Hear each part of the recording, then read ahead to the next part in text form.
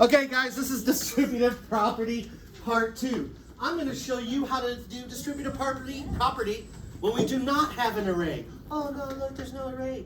But I'm also going to have to show you what the array looks like afterwards, okay? So first of all, we have 10 times 3 equals blank times 3 plus 2 times 3. Now, as you notice, they put the answer first. Okay, what is 10 times 3? 30, yep, not rocket science.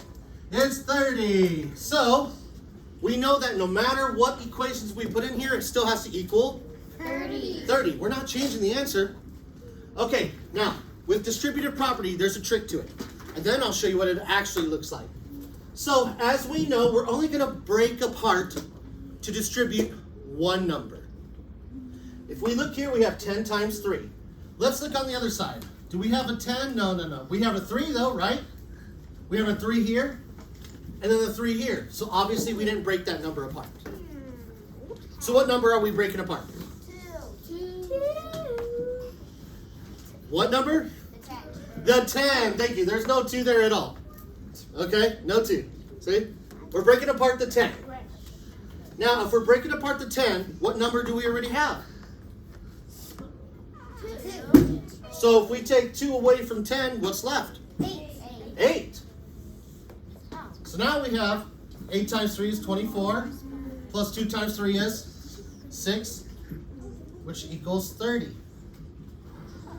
Now you're wondering, why do we break apart one number but not the other? I'll show you, because when you're doing an array, 1, 2, 3, 4, 5, 6, 7, 8, 9, 10. This is a big array. I should have picked a smaller number. Okay. But I'm drawing the array, 10 times 3.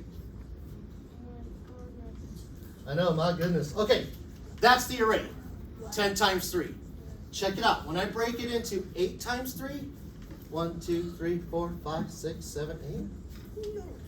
It's still 8 times 3 and 2 times 3. Look at that. That's why we didn't break up the second number, because we're only changing the number of rows, not the columns. You can't break them both apart. You can only break apart either with rows or with columns. But you can't break apart both numbers. Can I distribute that 3? No, I can't break that apart. But I was able to break apart the 10. Now, it's still confusing. So, let me show you another way. What if I had, let's try this. What if I have the same problem? Now, let's look right here. What number's busted up? What number's broken up? Which one of these, 10 or 3? Which is broken up? The 10, yeah, it's distributed. 8 plus 2. Okay, you always have to look at the first number. First number in the equation, first number, first number. Second number in the equation, oh, blankety, 3. Well, we didn't break apart the 3, we broke apart the 10. So what number should be here? 5. Why would it be a 5? 3, it's still 3. It's still 3. Because we already distributed the 10. You cannot distribute both numbers. We can't distribute this 3. Otherwise, we'd have 3 equations. I could do this. But then we're going to have 3 parentheses as opposed to just 2. Okay? Distributive property only wants us to use 2 sets of equations. It just wants you to break it apart into 2. You could break it into 3, 4, 5, 6. But then we would need 6 different equations. Am I going to do all that work? No. No way, Jose. We're just going to break it up the one time. Okay, so that's how we do distributive property. Let's try another one. Okay? I know, this is exhausting. It is. This is my least favorite math skill to learn. Okay. Distributive property.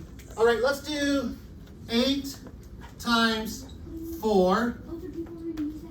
Okay? And we're going to do this. Hold on. Blankety blank. Let's do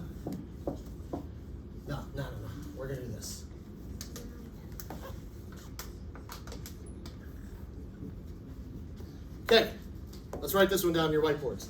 8 times 4 equals 8 times blank plus blank times blank. First of all, we have to look at each number in the equation. We're going to look at the first one. We're going to look at this 8.